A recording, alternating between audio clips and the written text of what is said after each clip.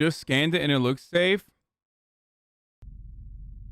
The element of morality is one of the more misguided factors with respect to the rule of law. This is because it is often too closely associated with innocence and guilt, not only by the layperson in wider society, but even by some working within the justice system. The most important thing to remember is that just because someone is a bad person, it doesn't mean they are at fault of breaking the law. It might seem like an obvious predisposition to have, yet this can, and often has, been a predominant factor that has swayed a jury inside a courtroom. We could use the ongoing trial of Harvey Weinstein as a current example. He is facing multiple counts of sexual assault and rape, which now have to be proven by the state if he is to face charges. What doesn't need proving is that Weinstein is a terrible person. Most in the entertainment industry already saw him as an overbearing, egotistical chauvinist even before the allegations came out, and further testimony has essentially driven the point home beyond assumption. Yet it could be argued that the prosecution have now overused this evidence, and have overreached in their strategy to attack the character of the defendant. This could allow the defense to create a counter-narrative, being that Weinstein had become an easy target for false accusations due to the ugly nature of his character, and that a snowball effect essentially created a witch hunt, aimed at a highly unlikable, yet ultimately innocent person. This isn't necessarily the approach the defense will adapt, yet demonstrates how the miscorrelation between immorality and criminality have dire consequences for the state. This not only applies to what takes place inside the courtroom, but also to what transpires long beforehand. And this is the reason criminal investigators are taught not to get emotionally invested in a case, as their own biases can affect best practice. An accurate example could be the interview of Christiane Allison, whose husband Clayton was suspected of murdering their 15-month-old daughter. He was alone at home with the toddler while Christiane was out for work, and was allegedly in the bathroom unclogging the toilet when his wife returned home to make a gruesome discovery. She found her daughter lying unconscious at the bottom of the stairs and was completely unresponsive. Christiane screamed, then immediately called 911, and the toddler was flown by helicopter to a hospital in Anchorage, where doctors found blood around her brain, a bruised lung, and 2 dislocated vertebrae.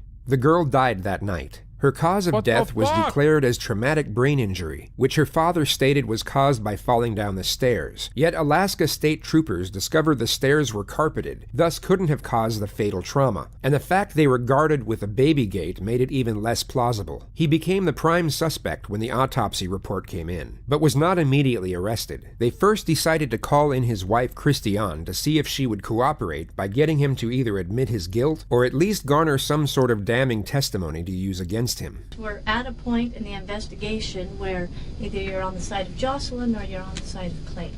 Don't say that. That's where we are. You're putting yourself... I'm putting myself where? You're putting yourself in a position saying that you automatically want me to be angry with you. So don't do that, please. Because I want to be cooperative, I want to be helpful, but do not make a woman stand between her husband and her daughter. Well, you have to choose. No, I don't. Okay. I can just as equally love my daughter is like, and believe that it was an...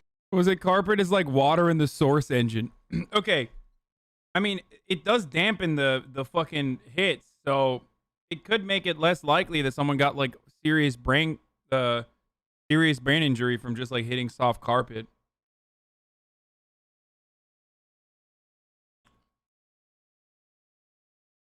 An accident. Okay, well, it's not it's a homicide. Know that we're this was investigating ruled a homicide according to the evidence that they had. It's ruled a homicide based on the injuries that your child had. She went from this, to this. She has bruises all over her head. The investigator has just thrust a photo of the mother's deceased daughter right in front of her face. Christiane was being questioned as a witness, not a suspect. She hadn't been read her Miranda warning, and the purpose of the interview wasn't to elicit signs of guilt, only to collect a statement and to discuss possible cooperation. What the detective has just done is a technique used to gauge a person's response, especially if the photographs being presented are of a gruesome nature. The sharp manner in which the images are presented is done so a suspect is caught off guard, and this is thought out to make it harder for them to fabricate emotion in a convincing manner. It's an effective interrogative technique, yet most often exclusively used on suspects due to its traumatic nature. Christiane was not a suspect, therefore her response to the photographs were of no use to the investigation. It's a rookie mistake from the detective, as this has now destroyed the possibility of rapport development, and this segment of the interrogation was also used by her husband's defense to portray a corrupt and negligent police department. Okay, this is all bruising, okay? It's not from tumbling down carpeted stairs, okay? Here's the autopsy photos. The autopsy photos. Some of the autopsy photos. Here's your baby. Bro, are you fucking insane, dude? Are you out of your fucking mind? You're just gonna like it's completely unacceptable. Like barely acceptable to do it with like someone who you kind of suspect is the person. Preposterous. Like, oh hey, what's up, young mom? Here's your dead baby. Okay, stick. Okay? This is trauma. This is trauma. This is your baby's brain. You know what else is trauma? What the mom has right now. Because you just forcibly fucking made her watch some shit that she definitely did not want to see. That she is not benefiting from seeing at all, dude. Holy crap, what a psycho. Not necessarily a tumble, like motion down the stairs. This is all trauma. This is all trauma. Which isn't caused by her bumping into things because there's nothing on the skull. You know that a lot of the JCS videos were actually copyright claimed by detectives that were portrayed negatively by him? You can see a list of his deleted videos and they're copyrighted by detectives? Shut the fuck up. Are you serious? Okay, this is all trauma. You need to know that this. That shows her face. Can you please not show me that one? CJ. Or at least don't show me her face mutilated like that. This is reality. This is you're gonna have to look at this because your baby was murdered. I'm asking you to help us. We need an answer. I am willing to answer any question you want me to answer. Honestly, I don't know what you expect of me. I don't know if you expect me to walk in this door, for you to tell me that, for me to break down crying and say, oh, it's all a farce. I've been completely truthful to you this entire time. I'm going to be completely truthful to you. For the record, for what it's worth, I don't believe that the cops have rights to this footage. I'm pretty sure this is a matter of public record, and you can't fucking copyright shit like that. The rest of the whole thing, the way that this goes, and I'm being completely cooperative, and I always have been. This goes back to what was stated earlier about the miscorrelation between guilt and immorality. Christiane appears unusually composed and articulate considering the circumstances. This could of course be due to shock or voluntary detachment as a means of coping, but also due to the possibility that she is unaffected over the tragic death of her own daughter, which could bring one to assume that she may not have been a loving mother. This may be frowned upon, yet does not mean she is being untruthful in any way, nor guilty of any wrongdoing in the eyes of the law. In fact, the manner of her response, being composed yet assertive, could be argued as the disposition of someone with nothing to hide. She comes across as annoyed at the way she is being treated, yet is not anxious or concerned in any way. Okay, well here's what we want you to do. So ask your questions and I'll give you your answer. Here's what we want you to do, okay? We want you to make a phone call to Clayton, and we want you to let us record it. That's what we want you to do. And what am I supposed to do in this phone call? You're gonna talk to him. Okay? You're gonna say, if ruled it a homicide, you were the last one with Jocelyn. What happened? She didn't. They're telling me she didn't get the injuries from falling down the stairs. What happened? Oh my god. Oh my god. I think it's because the UK copyright laws are probably different. This part of the video is probably available, but the second part might have gotten copyrighted. Just like the fucking Prince Andrew video was taken off. That doesn't make sense though. Because there was hella Prince Andrew videos out there. They didn't all get copyrighted.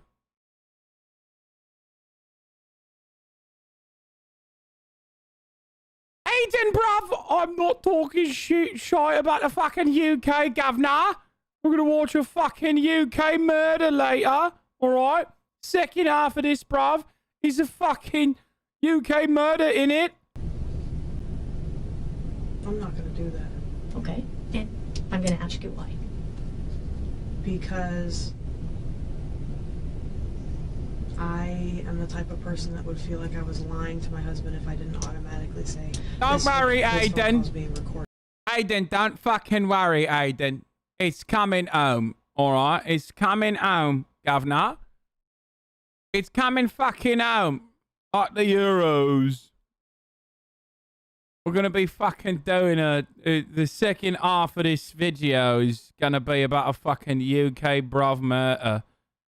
Don't worry, it's coming home. If you let me say that, I'll do that just fine. Well, he's not going to talk on a recording line. He's not going to tell you the truth. He hasn't told you the truth now. I'm a truthful person, and that's deceitful to me, and I won't do that to my husband. It's not deceitful. It's this is where you have to. This is where you have to. Deceptive. And Okay, I won't and you do want it. answers? Do you want answers? Do you want to know if Clayton did this? Yeah, I do, and I'm going to ask him. I was just going to. I'm here to see how cooperative you are, and you're not. The detective now insinuates that suspicions of the witness are now developing, potentially for the purpose of making her anxious, and thus more prone to being cooperative. I am cooperative. I'm telling you a legitimate reason. I will not be deceptive to my spouse. I'm telling you that your child did not die from falling down the stairs. And do you think that if you were in my position and you 100% didn't believe I would want to know. that you would do this? 100%? You saw the pictures of your baby's 100%. You saw the pictures Don't of your believe child's it. And head. I 100% don't believe it. Body language readings can never be given full credibility, yet Christiane's motions are textbook of a truthful subject. She has a forward-leaning posture, maintains eye contact, and her hands are pointing directly at the interrogator while she makes her assertion. She is not I love whenever JCS says, what I'm about to say is hokum, pseudoscience, but I'm going to say it anyway. He really has a way with delivering pseudoscientific nonsense that I truly appreciate. seeking approval, only trying to get her message across in a direct manner. When Jocelyn went in for the emergency surgery, they opened up her skull, and the door was very tense, and of course it was bulging, and it popped, you know, like what do you call those? The poppy dose things. So it was, there was so much trauma there. And it was, Yeah, I remember the surgeon described it to me beautifully. More unnecessary graphic detail given to a witness. This was once again used by Clayton's defense team during his trial. So if I don't agree to this, what do you do? This is what is known as making the video as shitty as possible in an effort to see if people are still watching technique. Oftentimes utilized by those who do true crime videos. The technique makes it so hard to watch a video that it's no longer 1880p. It's not even 144p. It's just a dark sequence of shadows. well, but if you don't agree to it, you don't agree to it. And the only thing left is we go and we talk to Clayton.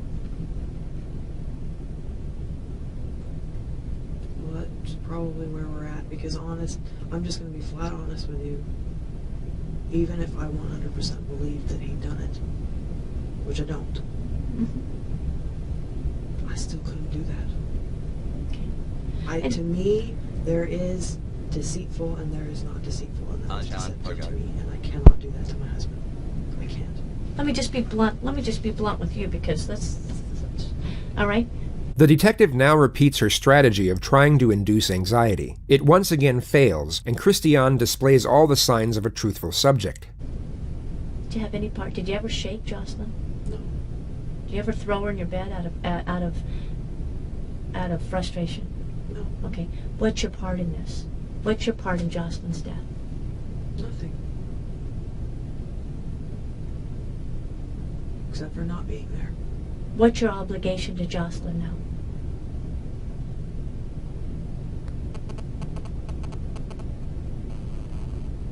To love her and remember her. that your only obligation? Find out what happened. Okay. To love her, isn't that to find out what happened to her? That's what I just said, to know. Such a good cop, dude. It's crazy. To love her and to find out what happened. Okay. Which is what I've been trying to do this whole time. I expected a reaction from you. I expected you to go, oh my God, what? Cry. I did. I expected you to be, oh my God. I know. Yeah. But I don't. This is what is known as admitting that you fucked up technique.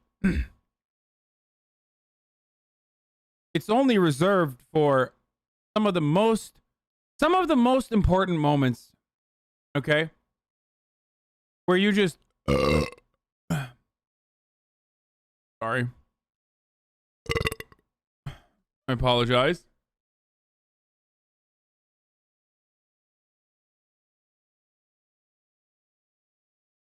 Fuck, I'm so hot. It's used in unique circumstances where the cop is completely fucked up and decides there's no reason in hiding it anymore. Just like there's no reason to hide this ad break because everybody knows it's coming. That's why every time I get closer to the top of the hour, like the actual top of the hour, chatters lose their mind and start doing Pogo Tomato time. Yes, top of the fucking hour is here. Yes, it's a 60-second ad break. Yes, you can avoid those ads if you subscribe or if you use an ad blocker or a VPN. Yes, subscriptions are either free with a Twitch Prime or $5. These are all facts. Here's the ad break now. Here's the video. I can't afford myself that luxury. Why not? Because what you say is too I'm important. so hot! I'm gonna fucking die! Oh my god! Words are too important. Words are absolutely important. And so I'm controlling every word that I say, or at least attempting to. That is my goal here. And it will not change until I walk out of that door. Okay. When I walk out of that door, I'll probably fall apart. Well, But right now, I'm being a politician. I'm shocked. I will tell you, I'm shocked. I can't believe as a mother, after everything that I've presented in front of you, you can say he didn't do this. You can say he didn't do this. Let me ask you straight out, did you love Jocelyn? Yeah, I loved her more than anything in the world, and I still do. More than anything in the world. More than anything. Yeah. But you won't. You're a smart lady. I've given you I'm everything. a smart lady. I've given you everything, and you said you don't even believe you. 0%. You don't. There's not even an ounce of doubt in you. I'm not saying tell me. Don't tell me that you loved your baby with an ounce of doubt. I'm not saying there's not an ounce of doubt. I'm saying I don't believe what you're telling me 0% because I'm not going to say that I do. I'm not saying that I don't doubt things. I doubt lots of things. As a mother, I doubt lots more than the world of things. Okay, you guys were right. Howdy, partner. One of the fucking JCS videos was literally removed by the dude. Fucking Jim Stewart! Pogo Tomato time, Jim Stewart! Let me use your That words. doesn't mean that I'm More going than to the world. agree with More what than you're the telling world. me now. You love Jocelyn more than you loved your own life, right? Yeah. My God, that's what I would do for my kid. You love Jocelyn more than you love your own life, more than you love anything, above anything else on God's green earth. You love Jocelyn. Whether it be an instance of getting emotionally invested or an overzealous attempt at building a case, the investigator aggressively refutes the witness claims that she... You know who would never do that? Jim Smith, by the way. Like, never in a million years. Because he's never looked bad in an interrogation. He would never do a copyright takedown. She loves her daughter due to the fact that she refuses to conspire against her husband. Logical thinking could bring one to assume that Christiane is telling the truth. She has just lost her daughter, something most mothers would indeed love more than anything in the world, yet her daughter is now gone, and her husband is essentially all she has left. Christiane had come from an abusive background. She has no family apart from her husband and his family. He is her main support system, and someone to share and divide grief with, regardless of any potential culpability. It's an abstract and even disturbing thought to try and contemplate, yet her behavior in this moment is not that uncommon. Even though she had doubts about her husband, she still loved him, and the tragic nature of her circumstances could even amplify this feeling. She may have also been in the first stage of grief, being shock and denial. I've presented experts, evidence, experts, and you're telling me he didn't do it. You didn't love Jocelyn. Do you just absorb everything that everyone says to you as 100% truth? No, I take it in. You take it with a grain of salt, and that is what I am doing. I don't believe anything until I've thought about it, I've prayed about it, and I've come to my decision. Because life is too short for rash decisions. It was too short for Jocelyn. Yeah, it was only 15 months. It was hella too short. It was only 15 months, and her own father, at the hands of her own father, shook her to death. And by God, her... I wonder at what point does it change from doing an interrogation to just like abusing a grieving mother?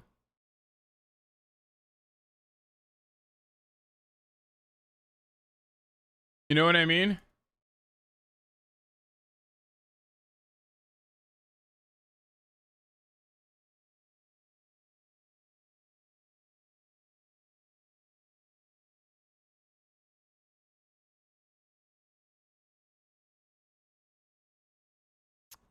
Her mother doesn't want to know the truth. Her mother doesn't want to know the truth. Yes, I do. And don't you dare say that I don't. Make the phone call.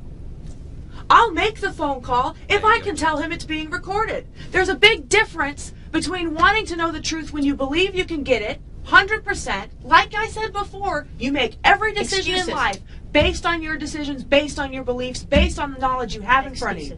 And you're being contradictory. This is the knowledge I have in front of me. No, I am not. You are being contradictory. I have not contradicted myself yet. I have said this is where I stand on it, and I'm not changing my mind. Yeah, but then you fluctuated between whether you believe him, you believe him, you believe him. He said she fell down the stairs. I'm just going to believe that. I'm just going to believe that. I've presented experts that said... So how have I fluctuated? That this hasn't happened. How have I fluctuated? Because you've said you wanted to know. Because you've said I do that you're want a blunt, to know, honest and person. I will know. I will find out. I have no fear of that. I don't have to make a phone call in your office on a recorded line to find that out for myself. Black and white. He lied. This man that you trusted, that you would never be deceitful, thought that you weren't worth it enough to be honest with you. Bro, at this point, even if she's the murderer, or even if the husband is the murderer, she's doing such a terrible job that there is zero chance that she's going to arrive at the truth. Like, she's just completely fucking shut off. Why would she ever collaborate with you? To tell you what happened to your child, who you love more than the world. He lied. That means nothing to you. Your husband was deceitful. This will do nothing to help her. I am smart enough to know that my daughter is not coming back from the dead. Christiane now starts to compartmentalize the situation to justify her standing. If she was a suspect, this could be used to argue that she knows her argument is dubious. Yet, as earlier stated, her refusal to conspire against her spouse is not illegal. It also seems like she is trying to convince herself that she is doing the right thing, more so than she is trying to convince the interrogators. There is nothing on this earth that is going to help her. It'll help me. It'll help how I feel. It'll help you. It'll help how you feel. It'll help him and whatever happens to him, whatever the truth is, and whatever all that bunch of stuff. But it's not going to help her. There's nothing on this earth that can help her. It's greater good. It's a greater good my ass. It's a greater good. Greater good my ass. Don't you have an obligation? No. You don't have an obligation? I have an obligation to be a citizen, to tell the truth, which I have done, to be cooperative without being deceitful, which I have done. We can't make you do it. We're not going to make you do it. Obviously. It's just really kind of upsetting and disturbing to me personally to see this kind of reaction and justification and reluctance to kind of have an open mind about what happened. It's really upsetting and disturbing to me. You don't even want to know what happened to Jocelyn. I'm showing you a picture of what happened to Jocelyn. If I showed you that picture of your child, would you want I'd that be on picture the embedded phone. in your mind for I'd the rest be of on your the life? phone. Would you want to face that picture in your I'd dreams? be on the phone. Would you want to face it at night every day? I would. You know how hard it is for me to face it at night? The way she looked laying in the hospital bed in one piece? I would. Do you know what that's like, looking at your child that way? I would. You don't. When have you looked at your child looking like that? I haven't. I haven't. So you don't know. So don't accuse me of not wanting to look at the picture because I don't want to know the truth. I don't want to look at the picture because I don't want to see that picture every time I go to sleep. That's what regardless of what happened to her. You. Regardless of what happened to her. Husband I don't. At this point, it's like the cop just got murdered. Months, I have mean, finally delivered our baby to the world. I hope you. I said she just Dornered the fucking cop. I will name him Ben after my hero Ben Shapiro. Please grow him to become Holy a promising shit! leader What for the our fuck great does she? nation. I bet she doesn't even get like paid leave because of this. She's no suspension, probably a promotion. Want that picture in my head, and there is nothing wrong with that. Your husband deceived you. He mean, makes love to you knowing that he did this to Jocelyn. That's deceit. This is, I tell you, this is just a picture. This is just a picture that was taken of something that your husband did. This is just a piece of paper with color on it. You can be mad at us for a picture. No, I can be mad at you for choosing to show me a picture I don't want to see and But- accusing me of not wanting to know the truth because I won't look at it. But It's a very different thing. But you're not mad at Clayton for causing that. Dude, what is this fucking Reddit debate lord energy right now? Like, one of the most this is one of the most psychotic interrogations I've ever seen in my entire life, dude. They're just like, the worst part is like, she's not even a suspect. Like, she's literally a witness. Like, they want her to give they're trying to coerce testimony out of her that will corroborate the opinions that they have on this matter. It's fucking insane. It's so crazy, dude. This is actually wild. That damage to your child. You'd want to see that picture of your child, whether you believe you would know or not. If you believe that you would know and you didn't want to see that picture, you'd want to see it? I'd ask to go to the autopsy. I'd ask to do that. That's me, because I have to know, because I'm black and white. Okay? Well, because it's not your child laying on that table. I need to know. Okay? It's not your child laying on that table. I've had children in the hospital. I've had children. You've never had a child never die. lost a You child. can't imagine it. You're absolutely right. I cannot imagine it. So don't tell me how you would cannot- be, because I can tell you what. I've run through this scenario 100 times in my head before she died, and you have no fucking idea. We're asking None. you to help us. We're asking you Wait, why? That's kind of crazy. to help us. You're asking me to help you with something that can only help you and possibly me if you believe that I'm going to deceive myself. You want to seek the truth. You I said do. you want to know the truth. I do, We're and asking I'm you going to help find us. it regardless of whether I make that phone call or not. And asking I you to have help enough us. faith to believe that you can find it regardless of whether I make you that phone call. We know. It may be the best way. We believe we know but what I know happened. Fine. We believe Then we know my what phone happened. call may assist you in making it easier. It's not going to change the truth. What Christiane and even the investigators were unaware of was that Clayton had already been called into that same police station during the course of this interview. A separate investigation team had decided to conduct their own interrogation before making an arrest, which was so that Christiane couldn't alert her husband to their suspicions when she arrived home. Clayton initially denied wrongdoing, but later told investigators he had been slapping his daughter because she refused to eat, and that the slapping became harder over a period of time, turning into strikes, but not because he was angry with his daughter, only because he couldn't get her to eat otherwise. He was arrested and charged with first-degree murder that same day. In 2015, he was convicted of his daughter's murder and rendered a life sentence. He spent 4.5 years in prison before his what? conviction was overturned by the Court of Appeals in Wait, what? I'm so did I misunderstand what just happened?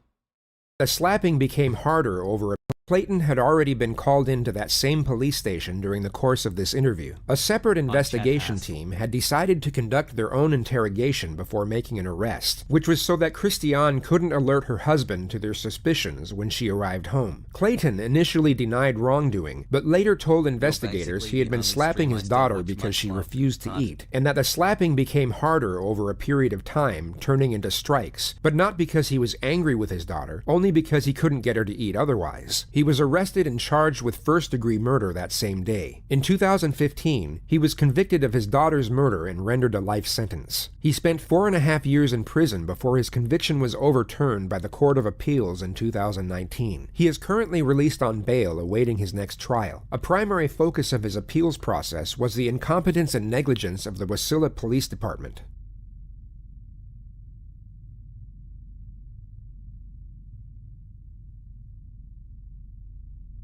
There it is. On February 15th of 1993, and now we get to the main fucking course, dude. The northern city of Liverpool, England, would bear witness to one of the most shocking and horrific cases in its history. Police on Merseyside say that 2-year-old James Bulger, who disappeared from a shopping precinct at the weekend, was horribly murdered and then dumped on a railway line. They say that someone must know the identity of the 2 boys who took James from the precinct. Inch by inch, the police have searched the railway line where 2-year-old James Bulger's body was found yesterday.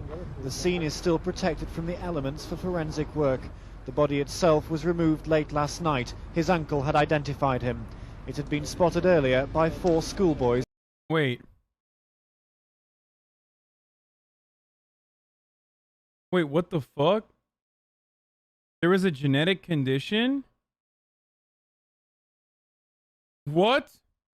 Evidence of genetic condition leads to overturned murder conviction?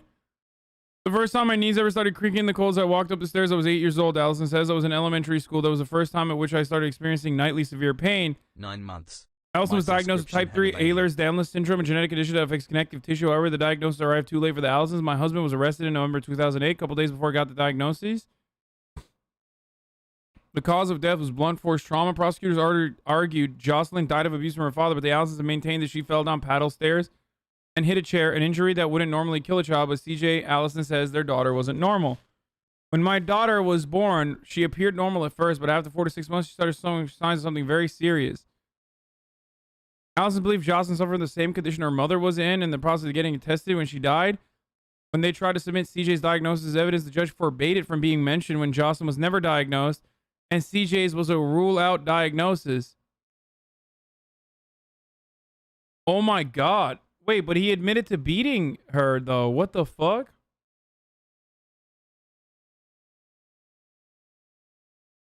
Wait, did JCS fuck this one up? Maybe that's why they took this video down? Or was it like a... Maybe he confessed because of cop manipulation? False confessions are not uncommon. Yeah. So he really is like, oh yeah, I beat her, but I didn't kill her.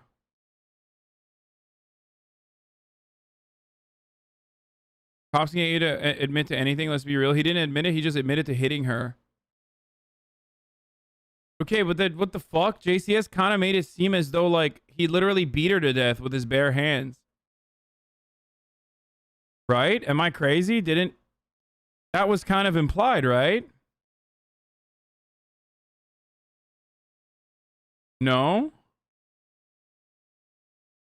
Okay, I misunderstood. Like...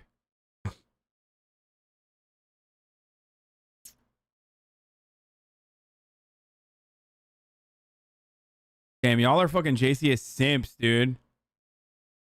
They didn't mention the condition at all. Well, this is new information, so he probably didn't know. I'm trying to figure out why... I'm trying to figure out why they took the video down. This could be part of the reason. You know what I mean?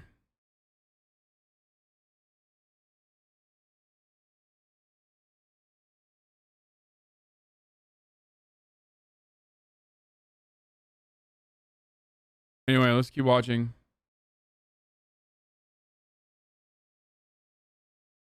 is playing. The blurred images of two youths seen taking James away are now all over the city.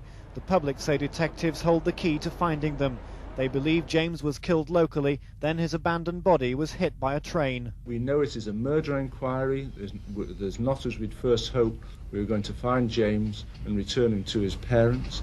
It is horrific what has taken place, and there must somewhere be somebody who will know the identity of the two boys who were seen with James. James's blue and mustard hood, seen here in a security video, has now been recovered. It had been missing from his clothing but was found nearby. Police have set up a temporary base in the shopping centre. They're warning parents that other children could be vulnerable. For goodness sake, keep tight hold of your children. Poor James only went missing from his mother for a matter of seconds, and he'd gone and disappeared. It was a warning heeded as parents picked up their children from school. I've said to him that if he doesn't hold my hands, then, you know, an naughty man's going to take him and all that. It's on your own doorstep, isn't it? I mean, I come strand every day with my kids. Of course, it's frightened everybody. The shadow of this murder is hanging heavily over Liverpool. As flowers built up around the scene, James's family have spent the day being counselled by specially trained officers. Murder conviction overturned for Wasilla man charged with killing 15-month-old daughter. White also threw out a 2009 admission of abuse from Allison, finding it coerced. Oh my God. Oh my fucking God, dude.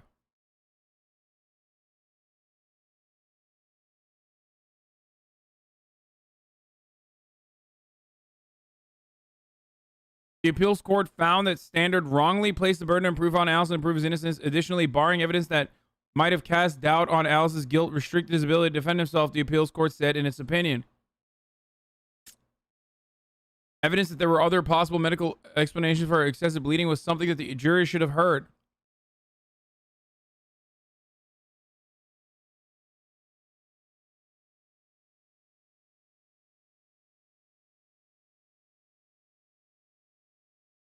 Hassle.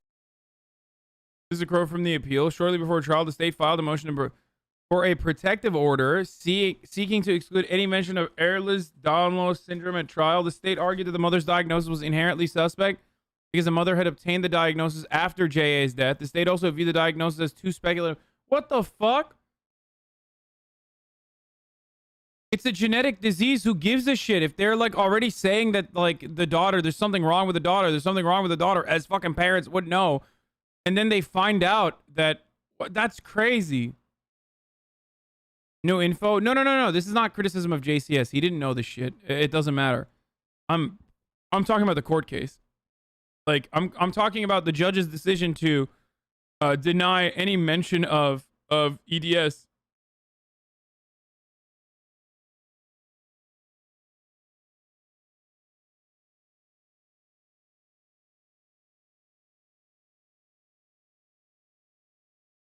The baby gate and lack of supervision from the father is still suspicious, but yeah, the cops definitely fucked this up.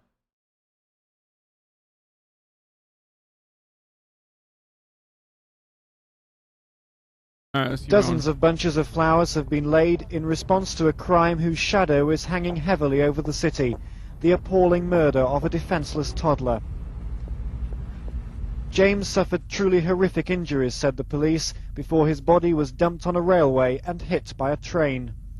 The discovery of his remains has led to a massive public response. Detectives are tonight studying the evidence so far accumulated. But police still haven't traced these two youths, photographed leading James away by a security camera. Inch by inch, officers have searched the line today, trying to establish the exact sequence and timing of events. The inquiries have gone on all day, and they've been going on all evening. The search as urgent as ever for the vital clue that will lead the police to whoever killed a helpless 2-year-old. Today, the police investigating the murder announced a breakthrough in their inquiries. Following the abduction of James Bulger from the New Strand shopping precinct in Bootle on Friday the 12th of February 1993, and the subsequent findings of his body on the railway line in Walton on Sunday the 14th of February, 2 boys aged 10 years from Walton area have been arrested and are currently being interviewed by Merseyside police at police stations on Merseyside. Today's announcement came after hundreds of calls to the incident room overnight following the first... Holy fuck, this guy said, I'm from Serbia and this murder was in my English textbook.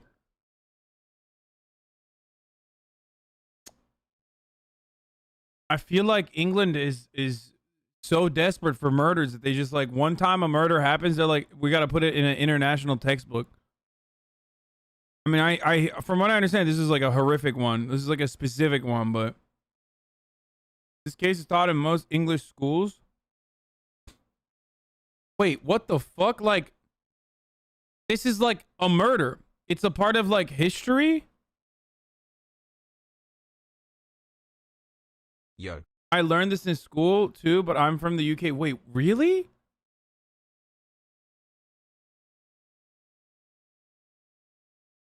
Screening on television last night of an enhanced video photograph of the two youths seen with James. It can no longer be shown for legal reasons. Like yesterday, keep being the dull piece of shit legend you are. Almost 27 years later, this surveillance image remains etched in the minds of the millions familiar with the case of James Bulger.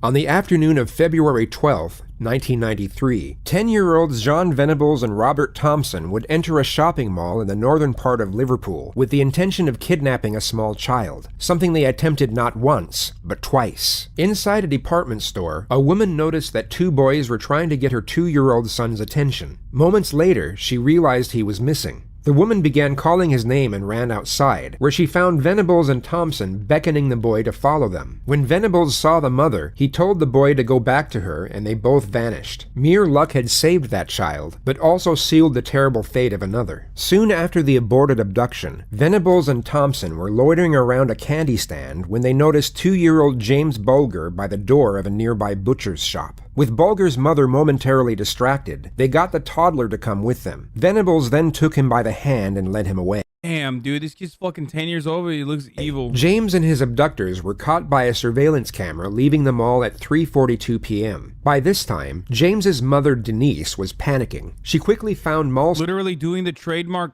Kubrick stare, dude.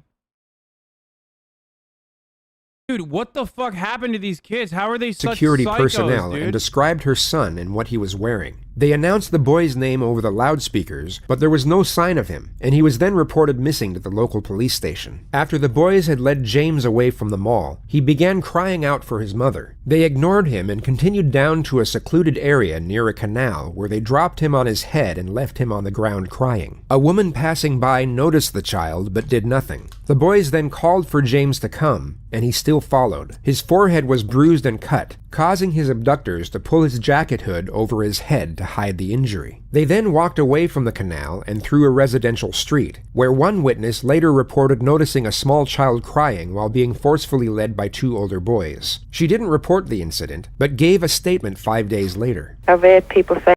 Dude, for the record, like, you would never expect that to be a kidnapping, because it's literally 10-year-olds. Like, it's easy to just be like, oh, what the fuck was this person doing? What the fuck? Like, why didn't you tell the cops? But it's like, why would you ever think that? Ever. You would literally just assume that it's like brothers and the younger brother's just like fucking being a dick and crying or some shit. Or the older brother's like bullying the younger child. Like, you would never, ever in a million years report that as like something that is suspicious.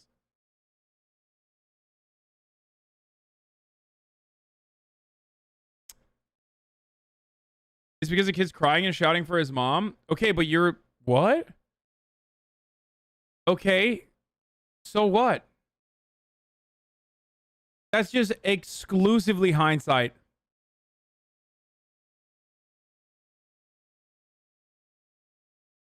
Seven months boggers. You would never, ever in a... Dog. You would literally never think a 10-year-old is kidnapping someone. You are fucking so crazy. If you think you saw a 10-year-old kidnapping like a 4-year-old or whatever, you're literally out of your mind. No matter what happens, like, no matter what happens, they're fucking 10, dude. Are you kidding me? You would never think that. You'd just be like, wow, these 10-year-olds are being dickheads to a smaller baby. saying, why didn't someone do this and why didn't someone do that? But, you know, now the guilt's there. I don't think I'll ever get this guilt. I seen them. I heard the baby crying. And I watched them. Oh, God, I watched them. I've got to look out this window every day. I see these kids. I go to bed and I see these kids. A second witness also noticed the trio while driving, but only reported the incident when the story hit the front page of the national news 3 days later. I went to the police that same day, on the Monday, and reported the incident. And I said to the police at that stage, you know, I hope that it wasn't him, because I couldn't live with the thought that I could have done something about it. At some time between 5:45 and 6:30 p.m., Thompson and Venables brought the exhausted 2-year-old to a railway. When they arrived, the boys hesitated, perhaps reconsidering what they were about to do, and briefly turned away from the embankment. But then they both turned back toward the privacy of the area, and the brutal torture and murder of James Bulger occurred. The boys splashed blue paint in the child's eyes, kicked him, threw bricks and stones at him, and stuffed batteries into his mouth. They then proceeded to hit James over the head with a 22-pound iron bar, which resulted in 10 skull fractures. All in all, the child sustained 42 injuries to his face, head, and body. Authorities later concluded that there was no way to tell which injury represented the fatal blow. There was also a sexual component to the crime as well, which was so disturbing that most news outlets refrained from reporting on it. Eventually, the two boys placed James's dead body across the train tracks in hopes of making the whole thing look like an accident. They then abandoned the scene before a train came and severed the toddler in two. With little to go on, Bulger's parents were initially the prime suspects, but when police saw the CCTV footage from the shopping mall, the story went nationwide and the search for Bulger intensified. His body was discovered 2 days after his disappearance. All of the instruments used in the attack were found strewn around the area, including the stolen tin of blue paint which was reported on the news. An anonymous phone call to the police then implicated John Venables and Robert Thompson as the killers. The caller told police that Venables and Thompson were both absent from school on the Friday of the abduction, and that they had seen blue paint on the... Yeah, I would put these kids in a cannon, probably, and just, like, shoot them out into the sun. There's no saving these kids, dude. No shot. Send them out to space with Elon Musk. Let Elon Musk deal with them.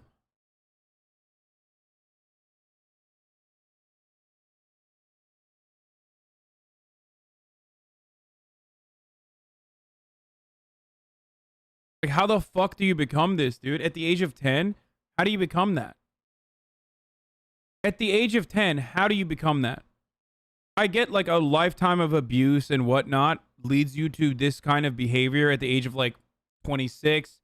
You know, add on some additional problems. 10, dude?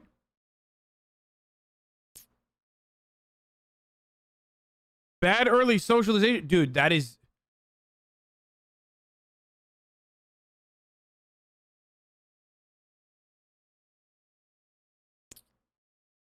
You saying that, especially what we know after the fact, makes it seem like a reasonable take. It's just like...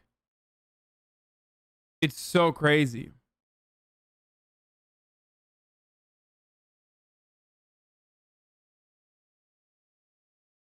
Fortnite does that? Yeah, back in 1993.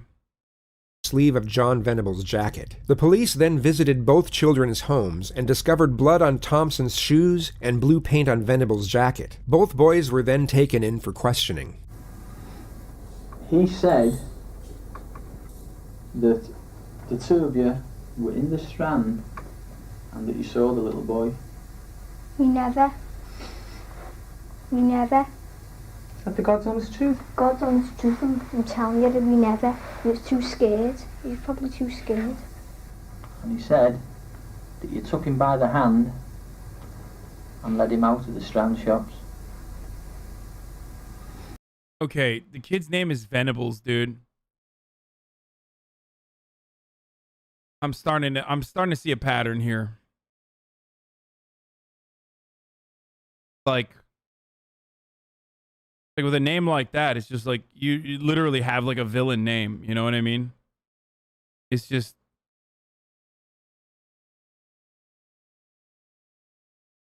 it has demonic energy. It literally has demonic energy. What was the other name that we looked at before? By the way, remember how much? What was the other name? I remember from a while ago. No, it wasn't Draco. What the fuck was it? Lazarus. Yeah, Lazarus, dude. Literally, you name your child Lazarus, dude. That kid's gonna fucking do shit. I mean, come on, bro. Lazarus, dude. Really? Just name your child Methuselah. Oh, it's the family name? Okay, well, regardless. Same shit.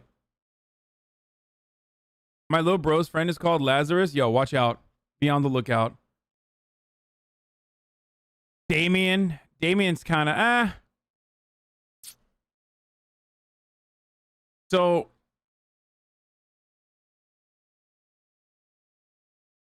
fuck, I forgot what I was going to say. Let's keep going. We never. He's a liar.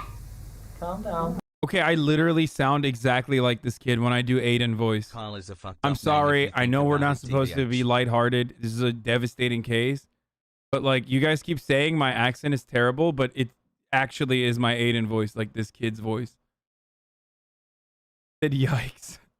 Okay, I'm sorry. I know. We're not making like it's the unacceptable time to do. The unacceptable time to be doing bravophobia. But it was just too close not to point out. Alright, come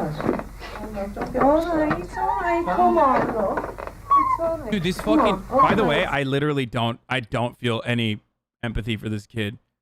I feel like he's just lying to fucking cops with not a single fear in his eyes or mind, or he's just like literally crying, lying. It's just like I never got the boy. piece of shit. I never killed him. Yeah, we was, but we never saw any kids there. I love you We saying never that. got any kids.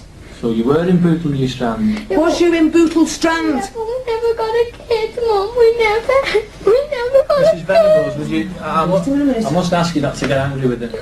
A short while ago, as is detailed on your custody record out there, you had a conversation with your mum, and you then requested that myself and Dave Tanner come into the room. Is that right? Yeah. Yeah. And what was it you told us? That I killed James. We took him on the railway shop and started throwing bricks at him. Why did he throw bricks at him? No. Did it make him fall over? No. So he's saying he threw another the same What do you do house in this brick at him. situation with your parent? Late-term abortion, I think, probably. Like, what are you supposed to do? Act like that is not your child? Literal fucking hellspawn, dude. Bro, I'm telling you, this is like out of a movie, dude. This is like Omen. You know what I mean? What do? You bring a life onto this planet and it's literally the devil. Like, what are you going to do?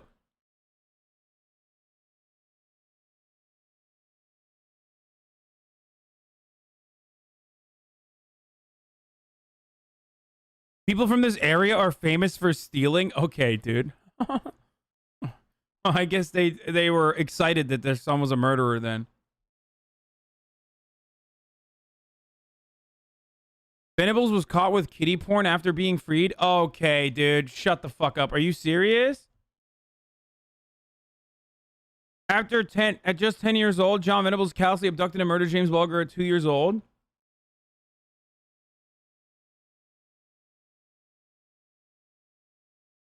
Wait. They were released at the age of 18? They let him out. His current new identity came under threat in February 2018 after James Bulger's dad, Ralph, launched high court proceedings against the order that allows him to live anonymously.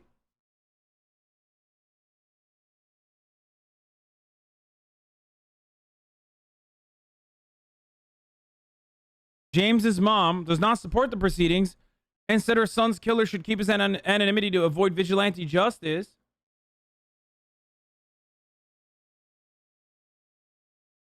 But the president He was given a second identity following his release from prison in 2013, but he found himself back in maximum category age jail, which he cannot identify for legal reasons, after being caught with vile child abuse images following a top secret police investigation. Are you fucking kidding me? Wait, is this in the video? Why are you guys yelling? Well, someone sent it to me. What do you want?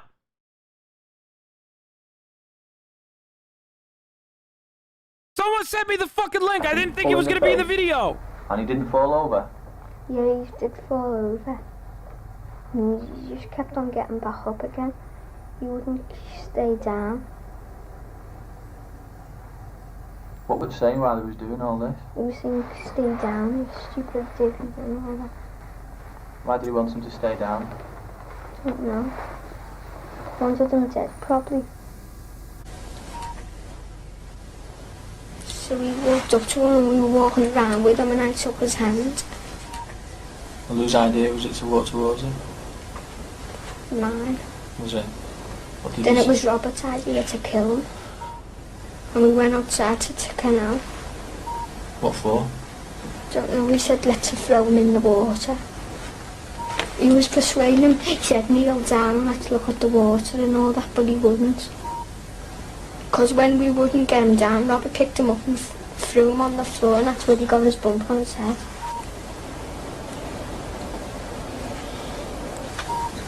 Where'd you go with him after that? The reservoir where that woman spotted us.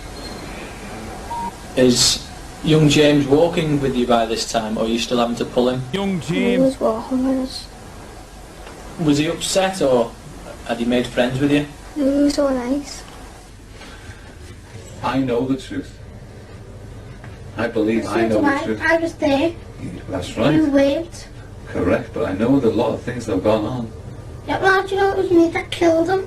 It wasn't. I never even killed him.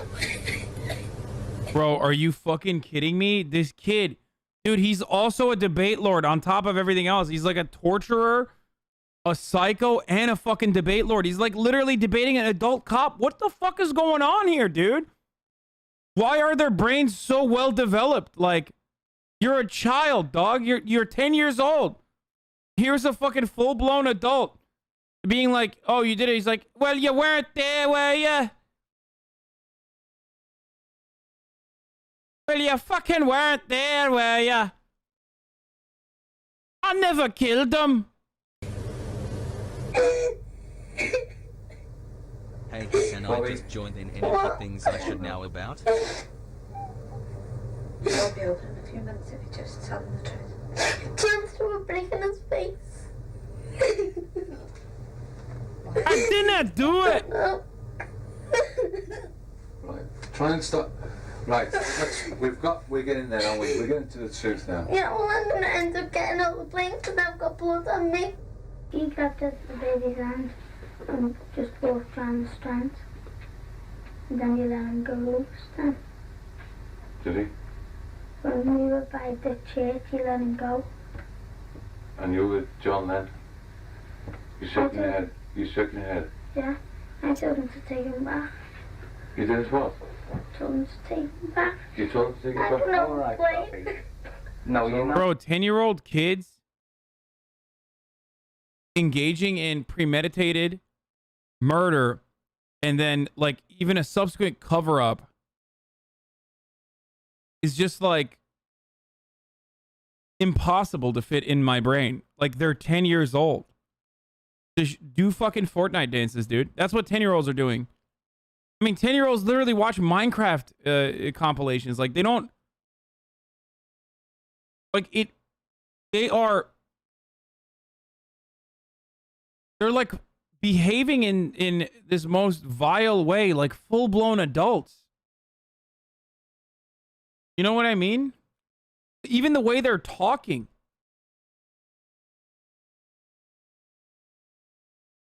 Even the way both of these kids have, like, tried to originally lie to the police, like... I'm not getting all the blame. We're just asking your son. We're trying to find the truth. We always get the blame. Wait a minute, Bobby. Listen.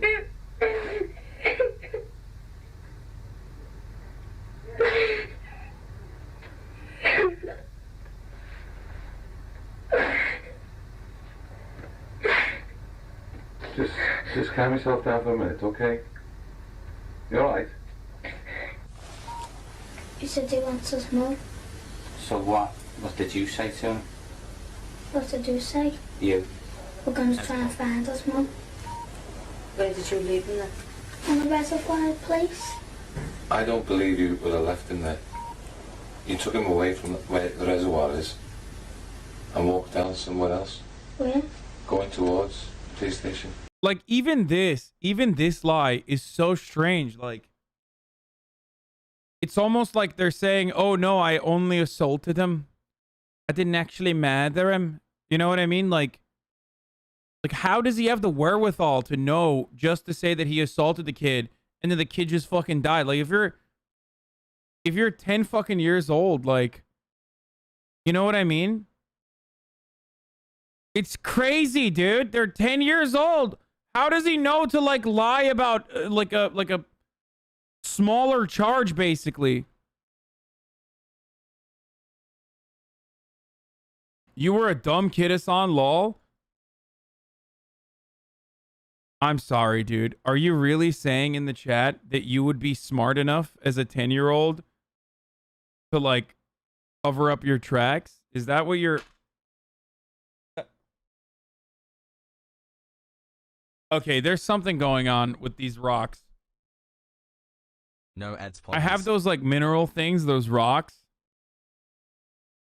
And I place them on top of one another and they keep falling at like really random times. The mineral rocks that you guys have sent me.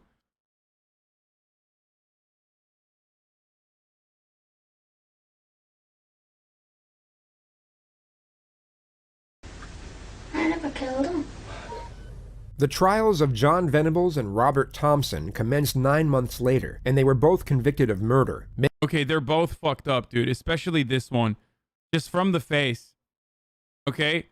If I see that kid, like, you know what I mean? You go to a barbecue and you're like, your uncle's friend has a kid like that. You're like, nah, there's something wrong with that kid. Get the kid out of here. No, I don't care. He's 10 years old, dude. Nope. Fuck that. That is a scary looking kid, dude. Fucked vibes. Absolutely disastrously fucked vibes, dude. This kid wouldn't allow him near a school, okay? Making them the youngest to be found guilty of the offense in over 250 years. 2 days later, on Monday the 22nd of February, the boys were taken to South Sefton Magistrates Court in Bootle for a hearing. Media interest in the case was enormous. Television crews and photographers from all over the world came to Bootle to get a shot at the boys. Public anger too had been building for some time in Liverpool, both against the boys and the intrusiveness of the media. A menacing crowd gathered outside the court, waiting for the boys to come out. Yeah, I take back everything I said about Minecraft stands, dude. I would much rather have like little 10-year-old Zoomer babies running around being like, oh my god, that's fucking, you're triggering me, or, you know, trigger warning, Hassan neg. Like Hassan earlier today talked about DID, and that's really fucked up. You know, I've so much better than whatever the fuck is going on here. You know, I would rather have them occupied with like disassociating into being Dream or something.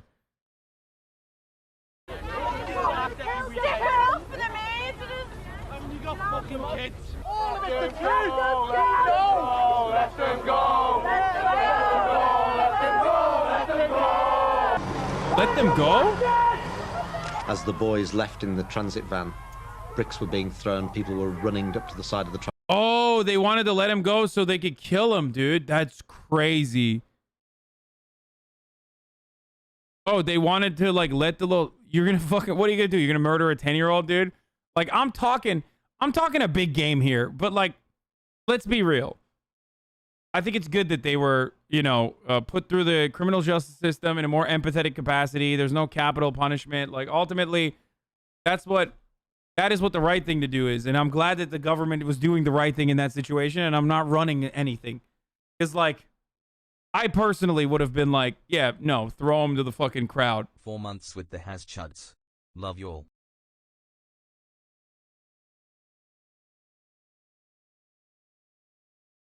I think you can easily rehab 10-year-olds compared to fully adult killer. No, no shot. No. Dude, that kid, like, maybe one of them. In a situation where you have two 10-year-olds, both of them being, like, bloodthirsty psychopaths is unlikely. So one of them was less bloodthirsty of a psychopath than the other. Maybe that one can be rehabilitated, but both of them, fuck no. One of them is the mastermind, and that one is, like, there is no way to medically fix something like that, okay? Sorry, it's just the fucking truth. What do I always talk about when I talk about, like, prison abolition and all this other shit? There are edge cases that you cannot fix. We happen to keep looking at the edge cases, which does not reflect the entirety of the criminal justice system. Murderers can be rehabilitated, but there are certain kinds of murders that are impossible to rehabilitate, okay? Antisocial personality disorders are unfortunately very hard to diagnose and very hard to figure out if they actually truly rehabilitated. Radlib Hassan? What? They're literally 10? Yeah, that's what I'm saying. One of those fucking 10-year-olds is a psycho. Like, straight up. This is why I meant it wasn't funny to joke about. This really shook people and it's still taught to people. Yeah, one of them is a fucking psycho that will never be rehabilitated. And saying that currently medical science that we have readily accessible cannot rehabilitate antisocial personality disorders is not a Radlib take. It's just the truth. You want me to lie and tell you that it's not the truth? It's true. We currently do not know how to, one, appropriately diagnose psychopathy, and we also do not know how to appropriately rehabilitate psychopathy. Pedophilia as well. But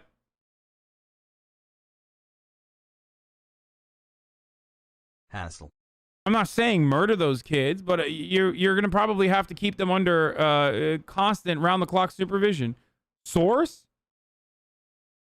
I don't know, man. Psychopaths test. There's like a bunch of different things that you can read about how difficult it is to criminally charge psychopaths. Like I don't know what source to start off with. I've read a lot about. I'm fascinated with sociopaths and psychopaths. So it's understandable that you're asking for a source, but I don't know what to like start off with. What the starting point would be, but probably like. Ron Johnson's psychopath test is pretty good. What you are stating is just incorrect. Really? So it's actually easy to medically diagnose psychopaths and sociopaths. Specifically psychopaths. Well, it's the official Karl Marx, so he must be right. No shot. What you are stating is just incorrect. Go ahead, please explain to me how I'm incorrect.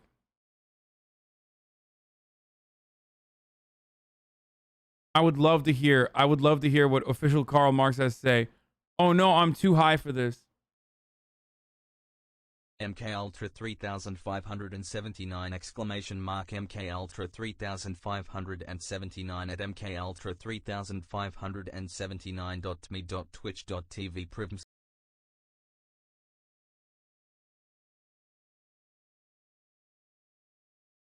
What you are stating is just incorrect. Oh no, I'm too high for this. I hate this. Yeah, you must be high if you think that it's like easy to diagnose people who have antisocial personality disorders, like who are criminally or criminally in a criminal case diagnosing someone. There's actually a doctor that was studying sociopaths and realized he was one by looking at his own brain scan. Their brains are literally different. Such a bitch-made move, by the way, 17-month subscriber, to just be like, you're literally wrong, and then be like, oh, I'm too high. You are correct, but I don't like hearing that we should throw 10-year-olds in prison. Okay. This does not reflect the 99.9% of juvenile offenders, okay? 99.9999999% of juvenile offenders, I can't even talk, have absolutely nothing to do with this case. I hear what you're saying, but you're not a doctor and you're not a psychiatrist. Okay, it doesn't matter. I know I'm not a doctor nor a psychiatrist, but what I'm saying about diagnosing psychopaths is still, unfortunately, very difficult. Treatment of psychopaths is also, unfortunately, very difficult.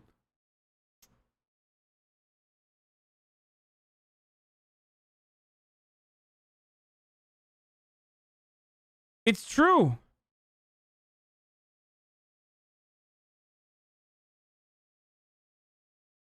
I'm right. I don't know what to tell you, dude. Like,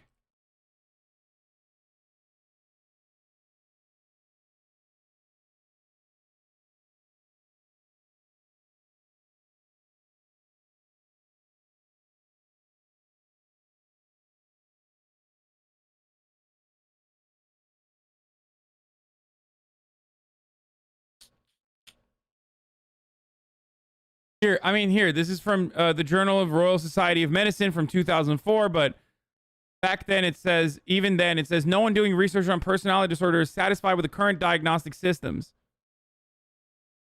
Like, first fucking line is about how 2004 Keck W. Are you fucking stupid?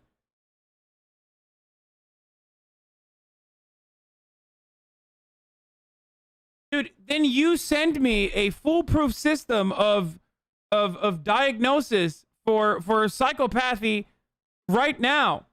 It's literally, one, currently untreatable. That doesn't mean it will always be untreatable, but it literally is untreatable. And also, it's very easy, unfortunately, for people with antisocial personality disorders to be able to fucking evade, like, the diagnostic systems.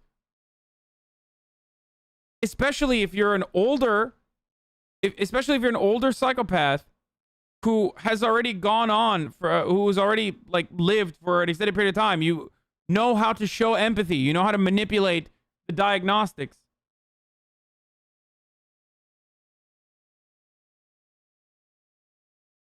Okay, this is from 2013. It says, Reducing Psychopathic Violence, a review of the treatment literature. Psychopathy reflects a pathological form of personality that predisposes individuals to a risk of perpetration of chronic... By the way, this doesn't mean that all psychopaths are violent. I'm not saying that at all, for the record. They are overrepresented in corporate boards, government, and also in prison, but... Psychopaths and sociopaths are constructs of antisocial personality disorder. The difference lies in where the behaviors originate. Sociopathy comes from interactions in the social environment. Epigenetic. Psychopathy is genetic.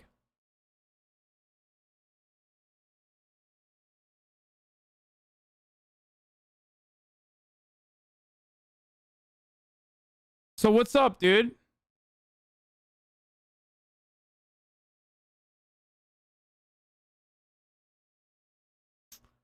Radlid defends child murder emotional. I'm not saying they should murder him. I literally said it's good that they are...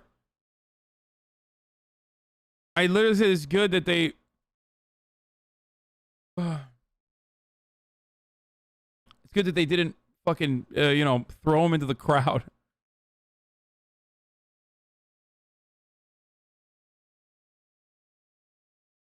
There's currently no consensus on trying to diagnose psychopathy. A lot of the guidelines are currently centered around its criminality rather than its medical prognosis. You're fucking... Oh, dude. Fuck you, dude. I saw. Okay. Yeah, it's top of the fucking hour, dude. Okay? Yeah. It's top of the hour. For the past 3.5 decades, the psychopathy checklist revised and the self-report psychopathic personality inventory revised have been the standard measures of diagnosis. Technological approaches can enhance these diagnostic methodologies. The purpose of the paper is to present a state-of-the-art review of various technological approaches. Both of these checklists are routinely.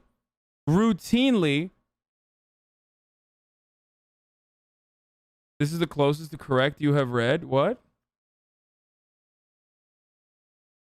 Hassan, sometimes your takes aren't always right, except that dumbass. Bro, every single fucking paper that we just read proves I'm correct. I don't know why you're saying this.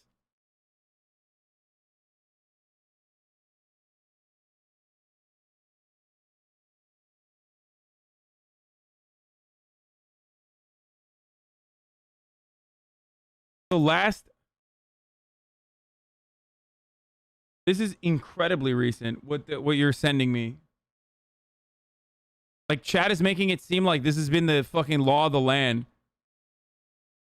Wait, it's from 2017. Images of prisoners' brain shows important differences, and even then, we still don't know. Diagnosing this stuff in a consenting patient is a lot different than in a potentially non-cooperative one. I know. Like, especially as someone who's literally read up on this a lot. That's why I'm like very frustrated by chat being like, you're fucking literally wrong. There are a profound amount of problems currently with the most common way of doing diagnoses on who has antisocial personality disorder or not. Okay?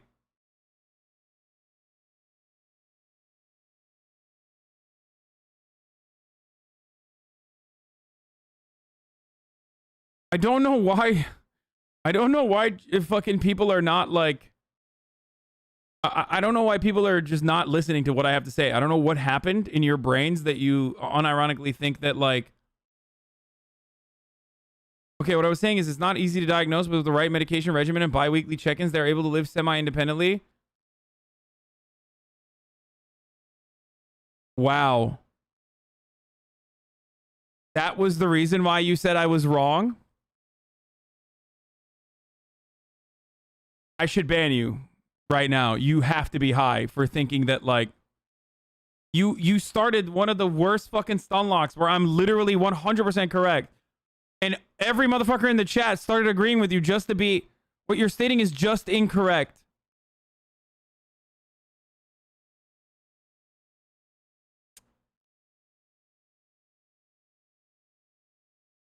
You were wrong because you said it's impossible to diagnose. It is not, dude. It's not easy to diagnose. Does not mean that it's a fucking 80% diagnoses rate, especially when it comes to criminal psychopaths. Okay?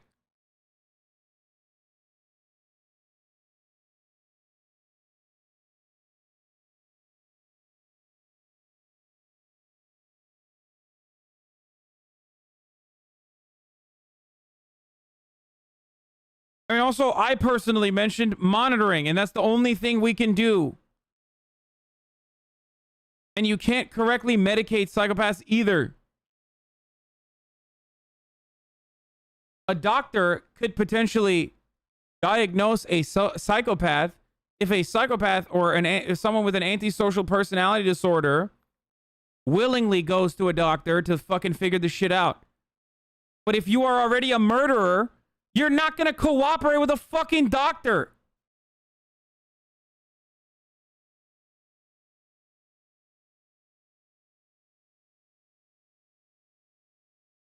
That's the other problem. Yeah, this is true. You can't even diagnose a child with an antisocial personality disorder because they haven't. That's something that happens when your brain is like fully fucking developed. That's the other issue.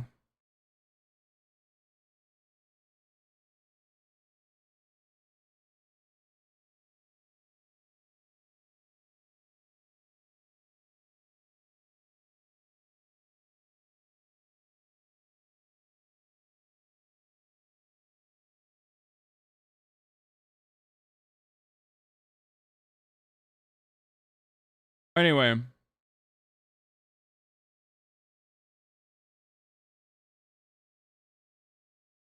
I guess what we learned is if you're too fucking high, don't immediately come like with a, dude, you're wrong.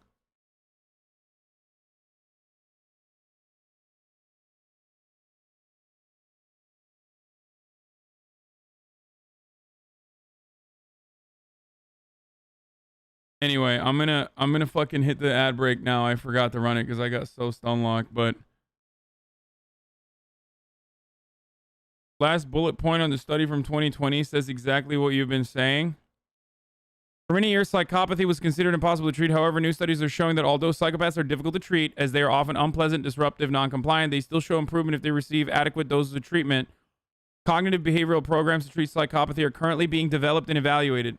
So they currently do not have a foolproof or even a method for successfully treating psychopathy. Got it.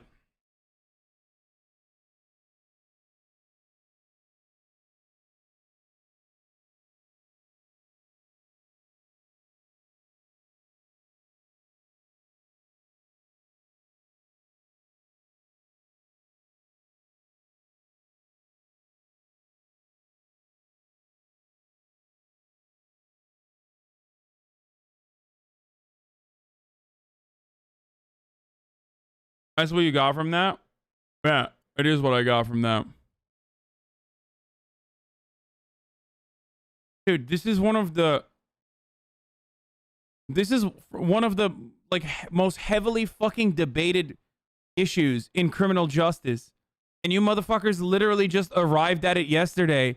And you're over here talking like you know what the fuck you're talking about. It's so frustrating, dude.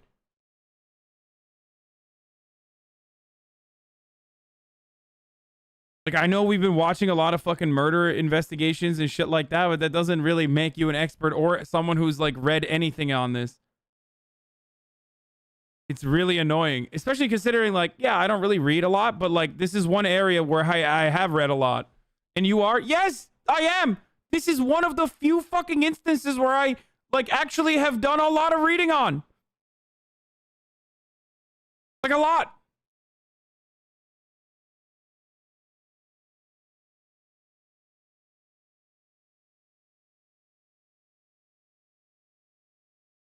Beyond the normal amount of reading.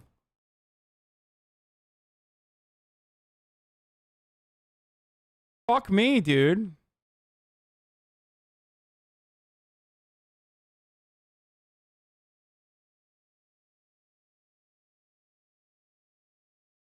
Reading gruesome murders, expert in cases of extreme neurodivergence. Wait, no. Not from reading gruesome murders, dumbass. I'm giving you specific shit. It has nothing to do with gruesome murders. Transit van. Why are chatters doing on the this? side with their fists. The boys I know didn't like that one bit.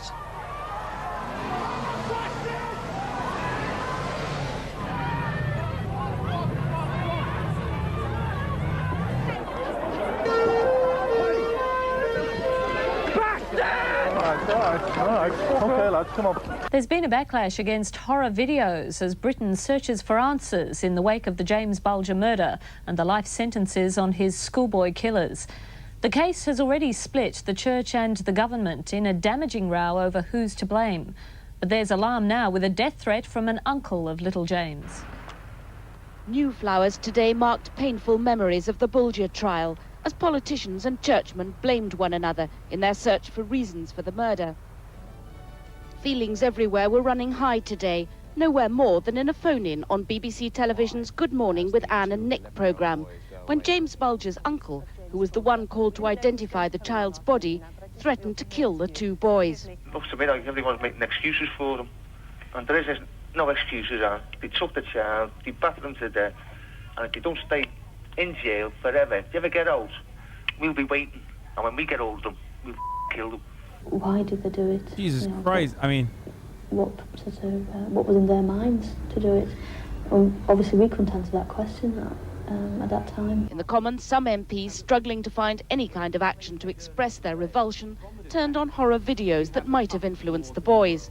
The children had watched cartoons in this video shop straight after the killing. A month before, John Venable's father had rented Child's Play 3, a mainstream 18-rated black comedy showing a demonic doll being battered to death.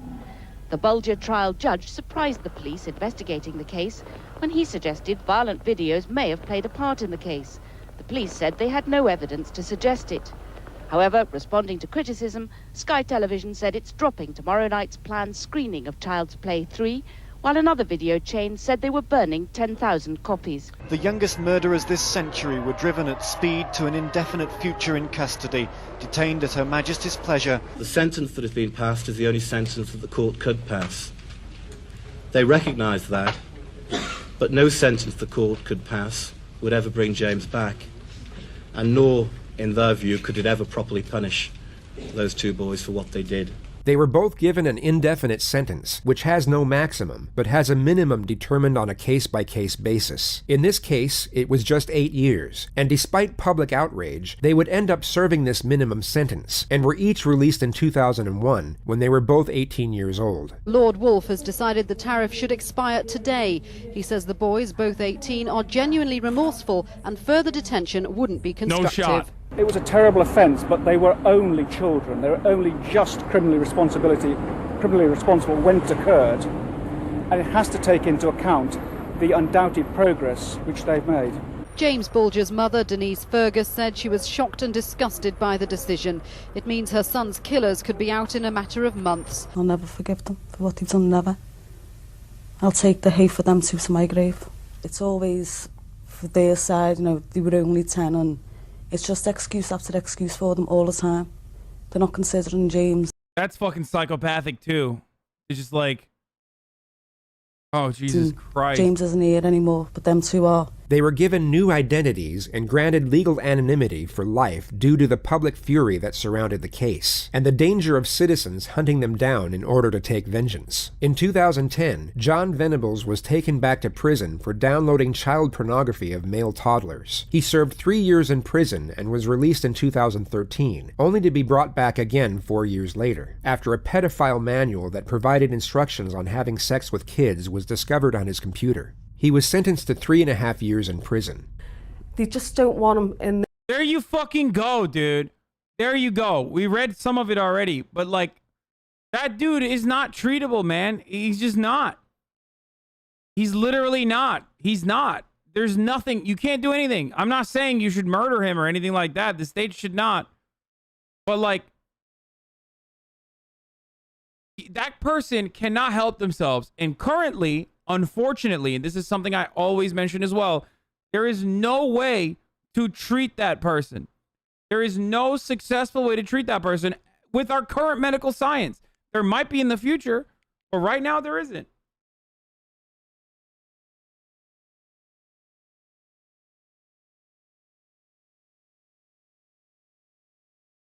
Their care. So what they're doing is throwing them back into the public, and I think it's wrong. You know, I'm more fearing now that someone is going to mistaken someone else's Venables and do someone who's innocent harm. That's my biggest fear now. Do you trust that the authorities can monitor him properly? No, definitely not. They couldn't monitor him the first time. What makes them so sure they're going to monitor him now? They haven't got a clue. I think they're not doing the jobs properly. They've got jobs there to do and they're not doing them. You know, they let him slip through the... Psychopathy is treatable. Look at the doctor who found out he's a psychopath. Did he go home and murder his wife after a brain scan? No. Are you fucking stupid? Do you think that, like, being a psychopath automatically means you're going to start being a violent psychopath?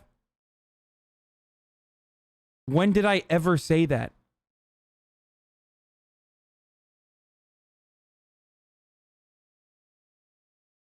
That's not even a good bait, dude. Shut the fuck up. The fingers the first time round, so no doubt it's going to happen again. He got away with so much. He's going to think he's untouchable again, and he's going to go and do even worse. I wouldn't trust him as far as I could throw him.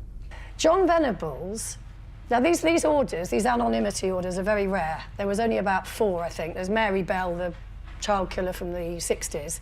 She got one to protect her own daughter. And I kind of think, again, fair enough. But John Venables, how many times does somebody have to keep committing a crime?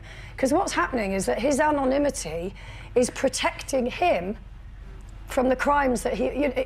So every time he does a crime, we don't know who he is, and then he comes back into society.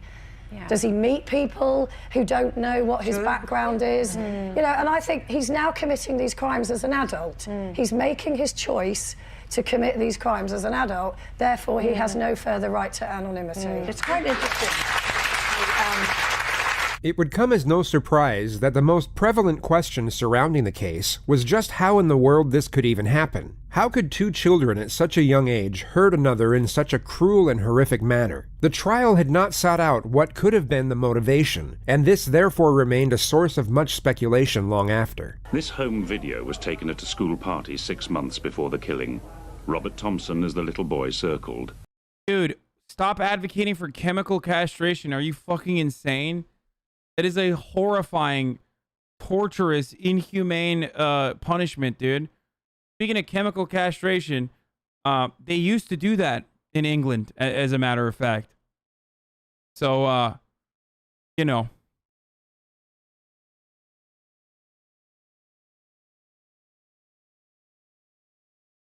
Even to heroes.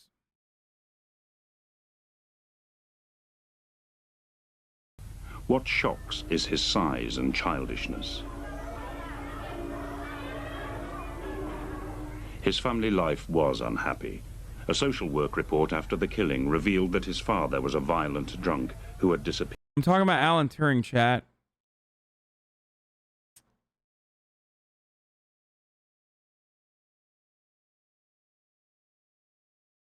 Yeah. He took his own life, right, afterwards, because of the chemical castration. Appeared. His mother had subsequently attempted suicide. She too drank heavily. He was the fifth of 7 brothers who grew up afraid of each other. It was alleged that they assaulted and tied each other up. John Venables came from a more secure home, but something was wrong and his education was failing. A teacher from his previous school wrote a report in which she described his disturbed behavior. How, among other things, he attacked other children, hung himself upside down from coat pegs, lay under chairs, and stuck paper all over his face. Public sentiment refuted the claims that both Thompson's abusive background and Venables' exposure to violent videos may have been a predominant cause, claiming that many children come from adverse backgrounds, and many more watch the same age-restricted material before they come of age. Yet the overwhelming majority of these children never come close to committing these types of offenses. A popular psychological viewpoint emerged just over a decade later, being that this was a case where 2 children with rare, yet similar psychological makeup happened to cross paths, and it was their own influence on each other that became the motivation to commit the crime. The preceding argument that most children who emerge from adversity in fact become decent people was agreed with, yet this was explained through the notion that most of these children come across mediating factors in their journey, and this provides them with an alternative and more virtuous direction. This can be a teacher at school, a friend that comes from a good home, or some type of program that provides a sense of belonging and structure. The argument is that rather than finding these external sources of correction, Venables and Thompson found each other. 2 individuals who, for their own unique reasons, were so alienated from the primary values of modern society that an idea in... Yes, they castrated Alan Turing for being gay, okay? They didn't castrate him for being a pedophile or anything. They castrated him for being gay. He chose castration over going to jail. He's gonna go to jail after fucking literally, like, breaking hella Nazi codes. That's what the UK did to him, okay?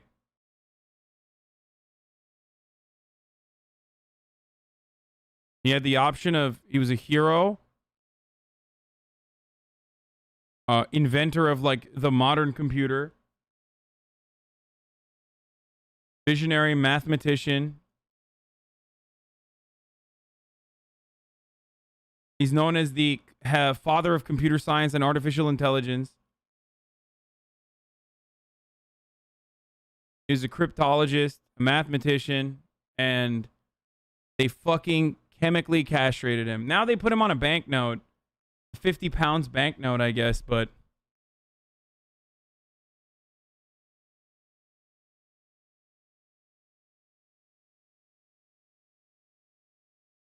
he ended his life at the age of 41 by eating an apple laced with cyanide, because he had the option, either he was going to get chemically castrated or go to jail, and he chose chemical castration. It is incredibly inhumane. It's incredibly fucked up.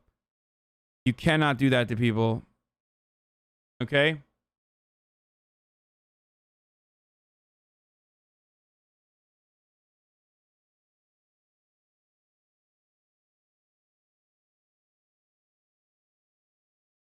Alan Turing. Also, there was a really good movie about his life, too. You can do it with the child molester's law? No, you can't. You can't do it to anyone. You shouldn't be able to do it to anyone. You should not be... The Imitation Game, is that what the movie was? Yeah, it's very good. Very good movie. You can't do that to anyone. The government should not engage in capital punishment, and the government should not chemically castrate people. Chemical castration with pedophiles is different from homosexuals/normal people? No, it doesn't matter, dude. No, dude. Okay, like, let's start torturing people too then. Why do you think torture is acceptable then? If someone has murdered someone, can you torture them?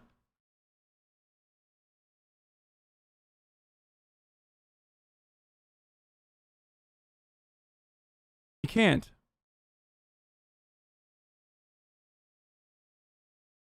A lot of you are looking for vengeance, not justice.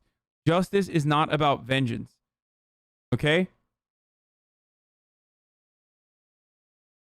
I think we joke too much about me, like, throwing people into volcanoes and shit. That, like, chat needs to remember what my point of view is, like, what my actual point of view is on criminal justice.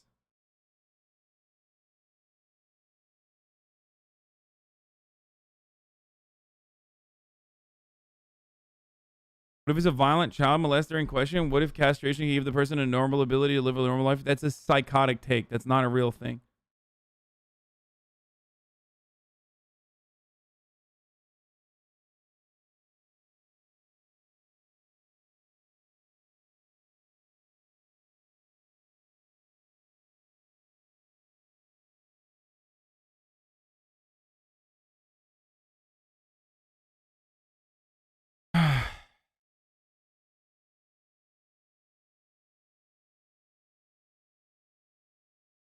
You should watch the pedophile doc about the pedophile doc by Louis Theroux. It's about how you can't release some people even after they serve their term in prison and the life they live in a specialized housing area. I can't even fucking talk. All right, I'm gonna finish. Involving the torture and murder of a 2-year-old child was encouraged rather than admonished.